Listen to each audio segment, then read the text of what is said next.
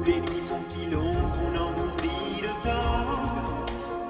Mélanie Griffon, on va vous emmener dans une galerie parisienne qui est spécialisée dans l'art de ces Oui, la peuplades-là. galerie Meyer est vraiment spécialisée dans l'art esquimau. Et l'art esquimau, William, ce sont tous ces objets qui viennent de ces grands territoires, de l'Alaska, la Sibérie, le nord du Groenland, le nord du Canada. Voilà, ces territoires qui s'étendent sur des milliers de kilomètres. Et ce sont des objets qui ont été créés par des chasseurs-cueilleurs, par des pêcheurs de phoques, de baleines. Et ce sont voilà, des gens qui vivent dans des conditions climatiques extrêmes, dans un monde de pénurie, de rareté. Et ce monde-là, d'une dureté absolue, va donner un caractère tout particulier à ces objets. Tout d'abord, l'art esquimau, William, c'est un art très archaïque, tout simplement parce que les peuplades là-bas se succèdent depuis 2300 ans. Donc les objets que vous voyez là, certains datent de 200, 300 avant Jésus-Christ. C'est le cas par exemple de cette petite Madone qui est absolument adorable, qui a été faite dans de l'ivoire de morse, qui a cette patine parce qu'elle a été plongée dans ce qu'on appelle la toundra, donc c'est cette terre complètement congelée qui ne dégèle qu'occasionnellement, que très rarement. Et on pourrait même, avec cette petite Madone, on pourrait même l'apparenter à des œuvres de l'âge de glace, des hommes préhistoriques. Donc on sent que les Esquimaux ont vraiment gardé un lien avec le tout début de l'art. Ils taillaient ça avec des tas de... Mais c'est pas poli, William. En fait, c'est la patine qui fait ça. Cette pièce-là, elle a été pendant des centaines d'années dans la toundra. Donc ça, cette patine-là, on ne la retrouve sur aucun autre objet, aucun autre type d'objet. Ensuite, ce que vous pouvez voir, c'est que ce sont des tout petits objets. Après, vous me direz, là-bas, tout est petit, les Esquimaux sont petits, leurs maisons sont toutes petites. L'igloo, c'est pas un F4. Non, mais ils ne vivent pas dans des igloos, ça c'est une... c'est une des gens, non. Oui, donc ils vivent dans leur petite maison. Donc tout est petit, puis bien sûr ça dépend aussi de la matière. L'ivoire de morse, la défense de morse n'est pas grosse, donc on ne peut pas faire des gros objets. Et puis vous allez le voir aussi, ce sont toujours des objets hyper stylisés, très raffinés, souvent énigmatiques. Vous voyez les petites loutres là, elles n'ont que 3 pattes, on se demande pourquoi, on ne sait pas bien. Donc voilà, tout ça, c'est ce que vous allez découvrir à la Galerie Meyer, chez Anthony Meyer, qui nous explique. Regardez.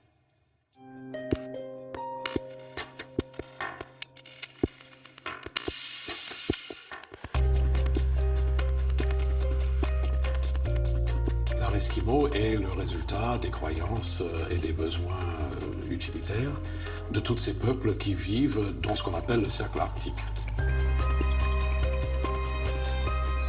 Et les Esquimaux, comme les autres peuples, ont besoin de représenter les dieux, les ancêtres, par des personnages qui vont être utilisés dans les rituels.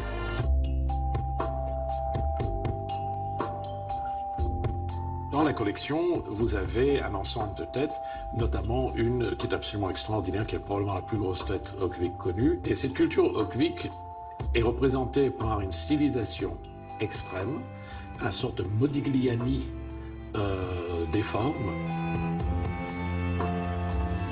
C'est de la défense de morse, on dirait du bronze ou de la pierre.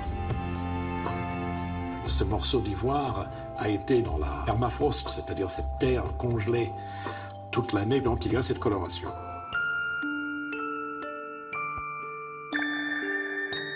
Parmi les objets en bois, il y a les masques, évidemment. Les masques sont utilisés pour des rituels chamaniques. Et la représentation humaine est absolument extraordinaire, sublimée, avec des visages grotesques ou des visages d'un extrême naturalisme, comme ici. Les dents sont fabriquées en ivoire de morse et posées à l'intérieur. Pour les objets en bois figuratifs, on a ce petit personnage absolument charmant qui représente une femme enceinte et qui est probablement liée à des rituels chamaniques de fécondation. Donc on voit que le nœud de l'arbre est utilisé comme nombril sur le ventre enceinte.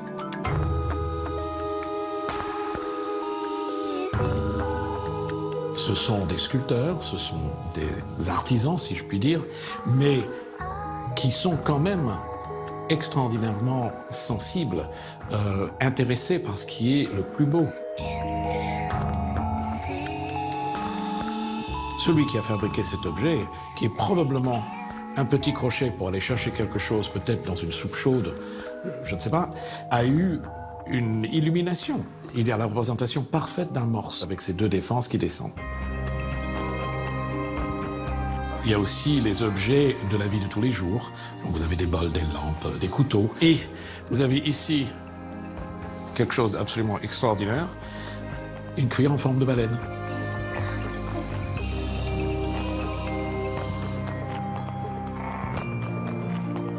Vous avez ici un caribou, et de l'autre côté creusé. C'est légèrement pointu, et ça va servir à aller dans les os chercher la moelle. Donc, il y a une logique absolue dans la fonction créant la forme.